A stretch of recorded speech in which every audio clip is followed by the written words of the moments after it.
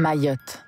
Cette île de l'océan Indien, d'origine volcanique, a commencé à se construire il y a environ 20 millions d'années. Elle est située dans l'archipel des Comores. L'île n'étant pas considérée comme une île volcaniquement et sismiquement active, peu de stations sismiques permanentes sont installées sur l'île. Pourtant, en mai 2018, elle s'est subitement mise à trembler, avec des séismes allant jusqu'à une magnitude de 5,8, créant l'angoisse dans la population. On a eu plus de 2000 séismes d'une magnitude supérieure à 3,5. On en a eu environ 500 supérieurs à 4. La maison, la cuisine, tout bouge. Hier, j'étais là et c'était comme ça. Ces séismes répétitifs, c'était quelque chose d'inconnu. Inconnu pour la population, mais inconnu aussi pour les scientifiques, inconnu pour les autorités. Le premier jour où ça a tapé fort, même les poteaux électriques, tu les vois comme si ça va tomber. Pour apporter une réponse aux inquiétudes de la population et tenter de comprendre ce phénomène sismique inédit, les autorités dépêchent sur place une équipe de scientifiques venant des plus grands instituts comme le CNRS, le BRGM, l'IPGP et l'IFREMER. Nous embarquons à bord du navire océanographique Marion Dufresne pour une première mission. Durant 10 jours, nous tous, scientifiques, ingénieurs et techniciens, allons étudier et scanner le fond marin à l'est de Mayotte. Nous nous relayerons 24 heures sur 24 pour traiter toutes les données que nous allons acquérir. Notre but ? Déterminer précisément la localisation des séismes et comprendre leur origine, mais aussi explorer les fonds marins pour y déceler d'éventuels indices d'activité volcanique récente. C'est une mission qui a été montée comme ça assez rapidement. C'est pour l'île de Mayotte. Ça fait donc 1 an qu'il y a un problème dessus. Donc il y a une population qui est inquiète par rapport à ce sujet. Donc tous les séismes qu'ils ont depuis 1 an, il y en a quand même plus d'1 par jour. C'est quand même hallucinant. Si on peut apporter des réponses, et si on est en mesure de le faire, on va essayer de le faire le mieux possible. On essaye de résoudre un problème. Pour mieux localiser les séismes, 6 OBS, des sismomètres fond de mer, ont été placés en février 2019 à plus de 3000 mètres de profondeur, puis récupérés à l'est de Mayotte. Ils ont enregistré les séismes et leurs données vont être étudiées à bord du navire.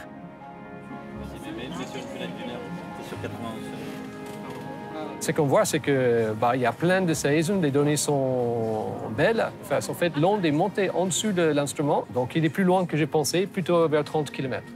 Ça, c'est une triangulation. On sait que si on a beaucoup de stations qui sont tout autour d'un séisme, on sait le temps que ça arrive, ces ondes, on sait à peu près les vitesses auxquelles ils propagent, et donc on peut, dans un sens, rétropropager ces ondes de ces stations. Ils vont tous converger sur un point, et ce point, c'est le hypocentre du séisme. Grâce aux résultats des données des OBS, nous avons pu déterminer la zone des séismes en profondeur à l'est de Mayotte. Et pour comprendre ce qui les a déclenchés, nous allons explorer les fonds marins et cartographier cette zone. On est en train de procéder à un quadrillage avec le navire, donc c'est-à-dire qu'on va faire des profils parallèles, comme ceci, dans ce sens, et puis ensuite dans l'autre sens.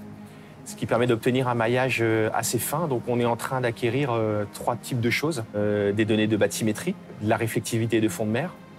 Et puis le 3e aspect, c'est qu'on est en train d'acquérir également des données avec ce qu'on appelle un mode colonne d'eau, ce qui permet en fait de voir si on a la présence de fluide, d'en estimer la localisation et également la hauteur de propagation dans la colonne d'eau.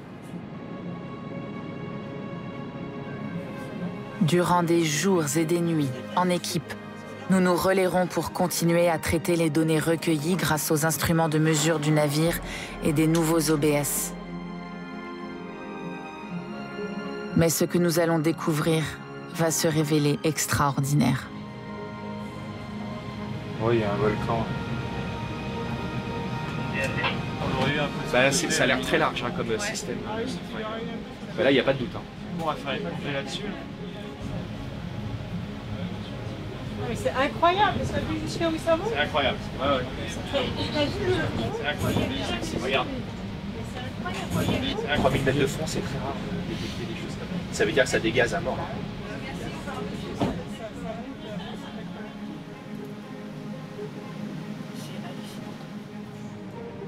On a fait une découverte majeure, c'est un nouveau volcan Et ce volcan fait déjà 4 km de diamètre et 800 mètres de hauteur. En effet, à peine né, ce nouveau volcan est déjà 1,5 fois plus haut que le Puy de Dôme. Si on m'avait dit que j'allais voir ça une fois dans ma vie. Pareil. Pareil. Là, ce qu'on représente ici, là, sur ce modèle numérique 3D, là, c'est les données, les échos qu'on a dans la colonne d'eau, les échos générés par les fluides qui s'échappent du volcan. Donc, en tous les cas, donc là, voilà, on a le panache le plus important qui sort depuis le cratère du volcan, hein, qui est le point le plus haut qui apparaît en rouge ici. Et donc, ça correspond aux bulles ou aux fluides chauds qui peuvent s'extraire du cratère. C'est vraiment la première fois qu'on documente un volcan de cette taille, nouveau, au fond de la mer. On est face ici à une éruption majeure, au large de Mayotte. C'était une région qu'on ne connaissait pas bien, il n'y avait pas de sismicité historique.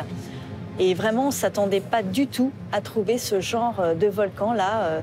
Donc là, maintenant, la communauté nationale et internationale va s'organiser pour essayer de surveiller ce volcan sur le long terme. Parce que, étant donné les volumes mis en jeu et l'activité sismique intense, on ne va pas s'arrêter comme ça du jour au lendemain. Et il faudra beaucoup de travail pour continuer à observer ce phénomène inédit.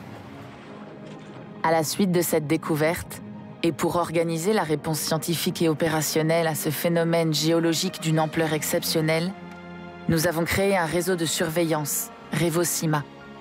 Il est en charge de la surveillance de l'activité volcanique et sismique de la région de Mayotte. Nous, scientifiques, ingénieurs et techniciens de l'IPGP, du BRGM, du CNRS et de l'IFREMER, allons continuer inlassablement à étudier ce phénomène inédit. Nous analyserons, échantillonnerons et collecterons des données pour mieux comprendre l'évolution et le futur du 4e volcan actif français.